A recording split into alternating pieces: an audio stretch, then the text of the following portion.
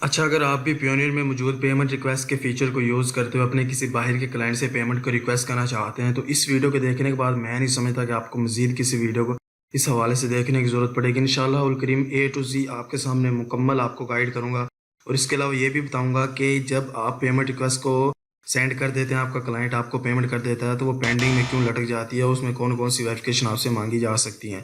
तो to the point बात करते हैं। अस्सलाम वालेकुम दोस्तों, मेरा नाम है आतिफ अली और आप देख रहे हैं डिजिटल बूस्टर यूट्यूब चैनल। अच्छा, तो आपने अपने प्योनियर अकाउंट में आ जाना है। अगर तो आपके प्योनियर अकाउंट में यहाँ पर गेट पेड का फीचर शो हो रहा है तो वेल एंड गुड है, लेकिन अगर आपके प्योनियर अकाउंट में यहाँ पर गेट पेड का फीचर शो नहीं हो रहा तो इसकी दो मेन रीज़न हो सकती हैं। सबसे पहली मेन रीज़न वो ये है कि सबसे पहले आपने चेकआउट करना है कि आपका जो प्योनियर का अकाउंट है वो लाइट वर्जन में तो नहीं है। अब आपको कैसे पता चलेगा कि आपका जो प्योनियर का अकाउंट है वो लाइट वर्जन में है या प्रीमियम वर्जन में है। तो आप यहाँ पर अपनी प्रोफाइल आइकन पर क्लिक करेंगे तो अगर तो आपके पास यहाँ पर लाइट लिखा आ रहा है तो इसका मतलब है कि आपका अकाउंट लाइट वर्जन में है। लेकिन अगर आपके पास यहाँ पर कुछ भी लिखा नहीं आ रहा लाइट वाइट, तो इसका सीधा सा मतलब है कि आपका जो अकाउंट है वो प्रीमियम वर्जन में है। मोबाइल में आप इस तरह से चेक कर सकते हैं, वहाँ पर भी आपको लाइट शो हो रहा होगा। लेकिन अगर आपके यहाँ पर लाइट शो नहीं हो रहा और फिर भी आपको यहाँ पर गेट पेड का ऑप्शन शो नहीं हो रहा, तो इसकी तो जो दूसरी मेन रीज़न है वो ये है कि भाई आपके अकाउंट की वेरिफिकेशन कम्प्लीटेड नहीं है। अब आपको किस तरह से पता चलेगा कि आपकी जो अकाउंट की वेरिफिकेशन कम्प्लीटेड है या नहीं, तो आपने यहाँ पर अपनी प्रोफाइल आइकन पर क्लिक करना है। ये जो सेटिंग्स का बटन है आपने इस पर क्लिक कर देना है। जैसे आप इस पर क्लिक करेंगे यहाँ पर वेरिफिकेशन सेंटर में चले जाना है। जो भी प्योनियर ने आपसे वेरिफिकेशन मांगी होगी वो सारी वेरिफिकेशन आपके सामने यहाँ पर ओपन आइटम्स में शो हो जाएंगी और जो आपने सबमिट कर दी होंगी वो आपको यहाँ पर हिस्ट्री में शो होंगी। तो मैं यहाँ पर हिस्ट्री में आपको दिखा देता हूँ। मेरी विजुअल आइडेंटिटी वेरिफिकेशन कम्प्लीटेड है। विजुअल आइडेंटिटी वेरिफिकेशन में आपकी ID वेरिफिकेशन आ जाती है, ये भी कम्प्लीटेड है। और जो बैंक अकाउंट की वेरिफिकेशन होती है वो भी कम्प्लीटेड है। और ये जो रिसीविंग अकाउंट और बिजनेस प्रोफाइल की वेरिफिकेशन है, ये दोनों अंडर रिव्यू लटकी रहती है। इनका कोई खास इश्यू नहीं होता, बस इनको सबमिट ही करना होता है, वो हमने सबमिट कर दिया है। और ये जो बिजनेस प्रोफाइल की वेरिफिकेशन है ये आपने लाजमी करनी होती है अगर आप गेट पेड में जाकर रिक्वेस्ट पेमेंट का फीचर यूज़ करना चाहते हैं। अच्छा, इन सारी वेरिफिकेशंस पर अगर आपको डिटेल वीडियोस चाहिए तो मेरे चैनल पर हर टॉपिक पर एक डिटेल वीडियोस मिल जाएंगी, तो आप उनको लाजमी चेकआउट कीजिएगा। कंप्लीट लाइव मैंने आप लोगों के सामने करके दिखाया है। तो मेन पॉइंट पर आते हैं, गेट पेड पर क्लिक करते हैं। यहाँ पर रिक्वेस्ट पेमेंट में चले जाना आपने पेमेंट को रिक्वेस्ट करने के लिए। जैसे आप इस पर क्लिक करेंगे तो मेरे सामने ये जो डायरेक्ट फॉर्म ओपन हो रहा है, हो सकता है आपके सामने ना हो, तो आपने सबसे पहले अपनी वेरिफिकेशन को लाजमी कंप्लीट कर लेना है। सबसे पहले नंबर वो कह रहा है हुज पेइंग यू, यानी कौन बंदा या कौन कंपनी आपको पे करने जा रहा है। आप उसकी ईमेल नेम या कंपनी का नाम वगैरह एंटर करें। तो जस्ट मैं आपको दिखाने के लिए यहाँ पर इसी को सिलेक्ट कर लेता हूँ जो मेरा ऑलरेडी मैंने सिलेक्ट किया, यानी एक मतलब एज एग्जाम्पल मैंने टेस्ट के तौर पर इसको यूज़ किया था। उसके बाद जो नेक्स्ट नंबर पर हमारे पास चीज़ आ जाती है ऐड पेयर डिटेल्स। तो यहाँ पर मैं एडिट करता हूँ। एडिट पेयर डिटेल्स के बटन पर क्लिक करते हैं तो यहाँ पर हमारे पास दो ऑप्शन है। सबसे पहला कंपनी का ऑप्शन है, दूसरे नंबर पर इंडिविजुअल का ऑप्शन है। अच्छा, कंपनी में अगर आप किसी कंपनी से पेमेंट को रिसीव करने जा रहे हैं तब आपने कंपनी सेलेक्ट करना है। लेकिन अगर आप किसी कंपनी से पेमेंट रिसीव नहीं करना चाहते और किसी इंडिविजुअल, आमतौर पर तो इंडिविजुअल्स ही होते हैं जो क्लाइंट्स होते हैं हमारे USA UK वगैरह के। लेकिन अगर कंपनी नहीं है और आप कंपनी में जाकर रिक्वेस्ट कर देते हैं तो फिर हो सकता है प्योनियर आपसे कोई गड़बड़ करे। आपने इंडिविजुअली सिलेक्ट करना अगर आप किसी इंडिविजुअल पर्सन से पेमेंट को रिक्वेस्ट करने जा रहे हैं। सबसे पहले आपने नेम देना, जैसे मैंने एज एग्जांपल हसन अली कर दिया। उसके बाद आपने अपनी जो कंट्री सेलेक्ट करनी है, ड्रॉप डाउन पर क्लिक करेंगे तो जो भी कंट्री आप सेलेक्ट करना चाहते हैं उस कंट्री को आप सिलेक्ट कर सकते हैं।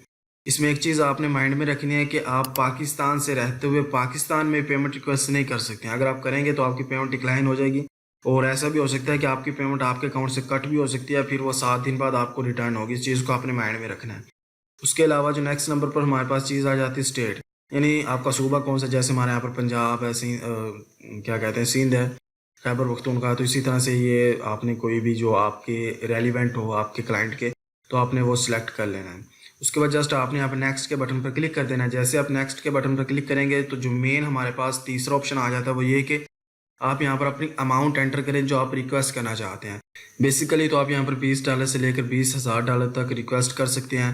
तो मैं यहाँ पर एज एग्जांपल आपको शो करने के लिए $30 कर देता हूँ। उसके बाद जो नेक्स्ट नंबर पर हमारे पास करेंसी आ जाती है, तो करेंसी आप यूरो, GBP, USD जिसमें पेमेंट रिक्वेस्ट करना चाहते हैं। जाहिर सी बात अगर आप GBP यूरो में जाएंगे तो उनकी प्राइस थोड़ी सी मज़ीद बढ़ जाएगी $30 के हिसाब से। तो यहाँ पर मैं USD करता हूँ।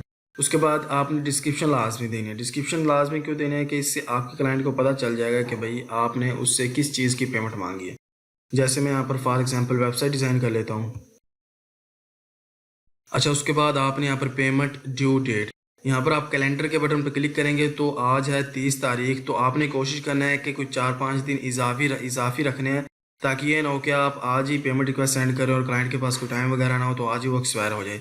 तो आप कोशिश करें कि 5-7 दिन इजाफी रखा करें। तो यहाँ पर आज 30 तारीख है, तो यहाँ पर अगले मंथ की मैं 7 या 8 तारीख कर देता हूँ। उसके बाद ओके के बटन पर क्लिक करता हूँ। यहाँ पर नेक्स्ट के बटन पर क्लिक कर देना है। जैसे आप नेक्स्ट के बटन पर क्लिक करेंगे तो नेक्स्ट हमारे सामने ऑप्शन आ जाता है अटैच डॉक्यूमेंट्स का। बेसिकली तो ये आमतौर पर कंपनीज वगैरह के लिए होता है। कुछ कंपनीज ऐसी होती हैं जिनको अपने मतलब फाइनेंस को मैनेज वगैरह करने के लिए इनवॉइसेस वगैरह वो आपसे डिमांड करते हैं। तो फिर तो आप यहाँ पर क्रिएट अ प्रोफेशनल इनवॉइस के बटन पर क्लिक करेंगे, आपको एक फ्री वेबसाइट पर ले जाएगा। आप यहाँ पर जाकर अपनी फ्री इनवॉइस इस तरह की बना सकते हैं, लेकिन आमतौर पर इसकी ज़रूरत नहीं होती। अगर कंपनी वगैरह क्लाइंट वगैरह आपसे डिमांड नहीं करता तो इसकी बनाने की कोई ज़रूरत नहीं है। बट आपके पास कोई फाइल वगैरह है, जैसे आपने कोई डिज़ाइन वगैरह तैयार किया हुआ, आप उसको सबमिट करना चाहते हैं, तो आप यहाँ पर प्लस के आइकन पर क्लिक करेंगे और यहाँ पर आप कोई भी फाइल को ऐड कर सकते हैं। जैसे मैं एज आ सैम्पल इस थंबनेल की फ़ाइल को ही ऐड कर देता हूँ। वो फाइल आपकी अपलोड होना शुरू हो जाएगी। उसके बाद आप अगर इसको देखना चाहते हैं कि किस तरह से आपकी जो पेमेंट रिक्वेस्ट है वो शो होगी, तो आप यहाँ पर प्रीव्यू के बटन पर क्लिक करेंगे। तो इस तरह से आपकी जो पेमेंट रिक्वेस्ट है वो यहाँ पर शो हो जाएगी। मैं आपको शो करवा देता हूँ।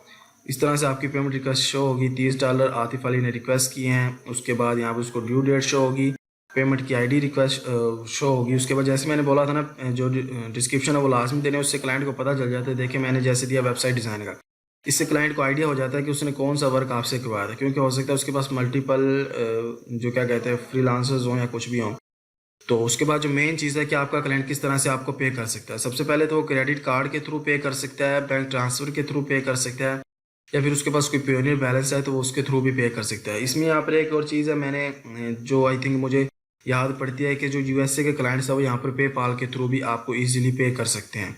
अच्छा, अगर आप इसको यहाँ पर डायरेक्ट सेंड करना चाहते हो तो यहाँ पर सेंड के बटन पर क्लिक करेंगे, वरना आप इसको कट करेंगे। उसके बाद यहाँ पर रिक्वेस्ट पेमेंट के बटन पर क्लिक करेंगे तो आपकी जो पेमेंट रिक्वेस्ट है वो क्लाइंट को चली जाएगी, इस तरह से चली जाएगी।